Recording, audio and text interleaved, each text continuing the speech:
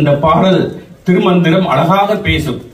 அந்த பாடலினுடைய அந்த சிறப்போடு சைவம் எப்படி இருக்கிறது, சைவத்தின் தொன்மை எங்கே போகிறது, சைவத்தினுடைய பண்பு என்ன, சைவமும் தமிழிசையும் என்ற தலைப்பிலே ஒரு கட்டுரை ஒன்று நான் நூலிலே எழுதியிருக்கிறேன், மலரிலே.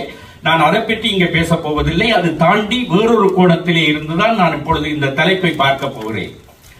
சைவத்தினுடைய பெருமைகள் பல. அதற்குள்ளே மிக ஒரு பெரிய பெருமை என்ன என்று சொன்னால், ஒரு பெண்ணினாலே, ஒரு ஆண்களே உலகத்திலே பெருமையோடு இருந்த காலத்திலே முதல் காரைக்காலம்மையார் என்கின்ற ஒரு பெண் சைவத்தினுடைய பெருமையை உலகத்திற்கு எடுத்துச் சொல்லி, சைவம் என்ற சொல் மட்டுமல்ல, சிவனை எப்படி வணங்க வேண்டும் என்று காட்டி ஒரு பெருமை பண்பை ஒரு பெண் தொடக்கி வைத்தது சைவத்தினுடைய தனி பெருமை. அந்த பாடல் என்ன எனக்கு இன்றைக்குமே நான் நினைத்து பெரும்